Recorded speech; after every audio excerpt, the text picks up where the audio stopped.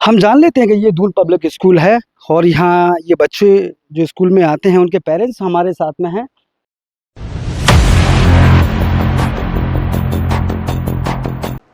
Shivpuri CRPF road पर संचालित गट्टा फैक्ट्रियों से लोगों को समस्याओं का सामना करना पड़ रहा है।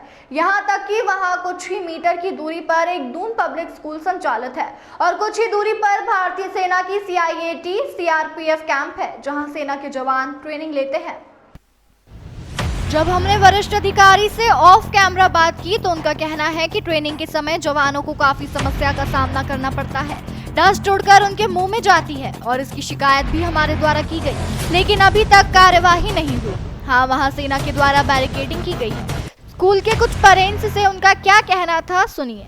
हमने प्रिंसिपल से भी बात की, उन्होंने बताया कि परेशानी तो पर क्या करें, शिकायत कई जगह की गई लेकिन कार्यवाही नहीं हुई। हम जान लेते हैं कि ये दून पब्लिक स्कूल है और यहाँ ये बच्चे जो स्कूल में आते हैं उनके पेरेंट्स हमारे साथ में हैं, तो हम उनसे जानने की कोशिश करेंगे क्या है जब बच्चों को वो लेके आते हैं किस तरीके की परेशानियों का सामना करना पड़ रहा है, और हम जानने की कोशिश करेंगे। पेरेंट्स हैं हमारे साथ में। क्या नाम है आपका? My name is Afreen. जी जी जी।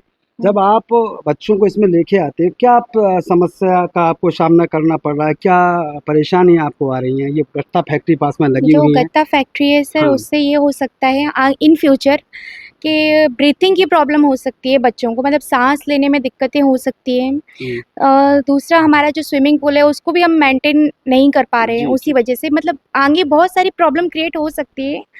और सेकंड कि स्कूल में तो काफ़ी चीज़ें प्रोवाइड हो रही हैं और जो हमारी क्लासेस हैं उसमें भी एसी प्रोवाइड है, मतलब लगे हुए हैं। बट हम लोग कब तक इसको मतलब स्कूल कैंपस हमारा कब तक ये कर पाएगा, थोड़ा सा उस चीज़ पर ध्यान देते हुए फैक्ट्री को थोड़ा सा यहाँ से हटाना चाहिए। आपने कहीं इसकी शिकायत की है लिखित में अभी तक की है कि नहीं की? कि जैसे कि कोई किसी विभाग में जाए कि हम लोग, आपने कहीं नहीं, अभी शिकायत तो नहीं हुई है, बट अब हम लोग ये कदम उठाने जा रहे हैं। तो ये पेरेंट्स जो हैं हमारे साथ में, इनका कहना है स्पष्ट रूप से कि इनको एलर्जी की भी प्रॉब्लम हो सकती है बच्चों को इससे एलर्जी, इन्फेक्शन टाइप का इससे हो सकता है। और भी हमारे पास हमारे साथ में पेरेंट्स, उनसे भी हम जानने की कोशिश करेंगे। सर, क्या नाम है आपका? सर, मेरा नाम निरंजन मंत्री है। जी, जी। उड़ीसा से बिलोंग करता हूँ और जी, जी। यहाँ पे मैं शिवपुरी में दून पब्लिक स्कूल में आज से इंग्लिश एजुकेटर काम करता हूँ। जी जी। And I am also staying in this campus only. जी।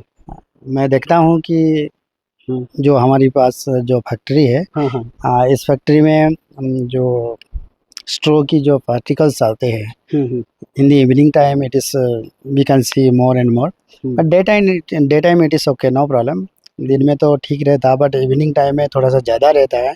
और मुझे लगता है कि ये हमारी स्वास्थ्य के लिए भी ठीक नहीं है, क्योंकि कभी कभी ये हो सकता है कि ब्रीथिंग के लिए भी प्रॉब्लम हो सकता है। तो ये गवर्नमेंट को ये ध्यान में रखना चाहिए कि ऐसे स्कूल एरिया के अंदर ऐसे टाइप की फैक्ट्री को परमिशन ना दे तो थोड़ा अच्छा रहेगा।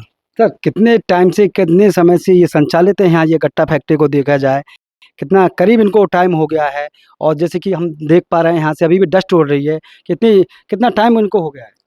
सर, ये तो मुझे कोई आइडिया नहीं है, but I am staying here for last 2 years। 2 years के अंदर मैं देख रहा हूँ, बट इट वाज बिफोर और नॉट, आई डोंट नो। अगर इस चीज़ को अगर दूसरे कहीं पे भी अगर शिफ्ट किया जाए तो कंपनी के लिए भी अच्छा रहेगा और इस एरिया में जो स्कूल है स्कूल के लिए भी अच्छा रहेगा। और नियर बाई और सीआरपीएफ कैंपस भी है और वो लोग को भी परेशानी आती होगी ज़रूर। तो ये सारी चीज़ को ध्यान में रखते हुए, if the government will take the right decision for this factory, then it would be better for all of us and for this environment also।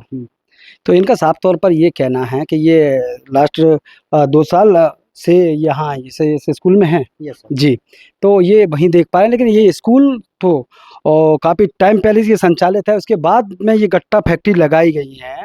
तो साफ तौर पर कहीं न कहीं बच्चों को ये परेशानियों का सामना करना पड़ रहा है। इन्फेक्शन भी शायद हो सकता है, कहीं निकल के बात अभी नहीं तो आगे चल के आ सकती है। साफ तौर पर इनका सब लोगों का यही कहना है कि गट्टा फैक्ट्री को यहाँ से उठा के कहीं और जगह पर शिफ्ट किया जाए। अगर नहीं होता है तो ये कहीं न कहीं कोई उचित कदम उठाने के लिए आगे इनको मजबूर ना होना पड़े।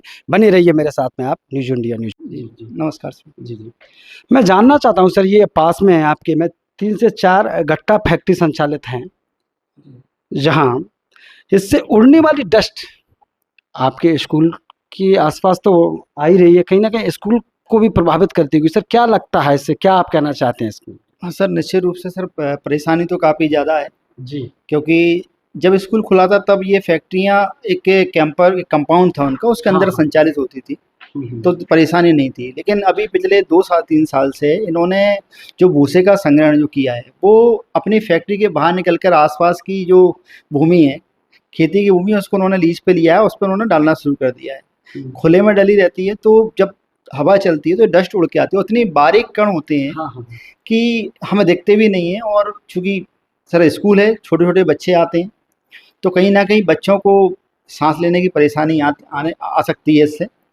हम लोग अपनी तरफ से पूरा प्रयास करते हैं कि बच्चों को बचा के रखें, लेकिन चूँकि क्या है कि स्कूल एक ओपन कैंपस रहता है, तो परेशानी आती है। और इसको लेकर हमने कई बार इनको व्यक्तिगत रूप से इनको निवेदन किया, तो हर बार आश्वासन देते हैं। इसके बाद फिर हमने कलेक्टर को भी हमने आवेदन दिया, हमने एसडीएम कार्यालय दिया, जिला पंचायत में दिया, इवन मैंने सीएम हेल्पलाइन भी लगाई थी इसको लेकर एक बार। तो उद्योग विभाग से आए भी थे कुछ लोग, पर कोई ठोस समाधान नहीं मिला, तो परेशानी तो अभी बनी हुई है।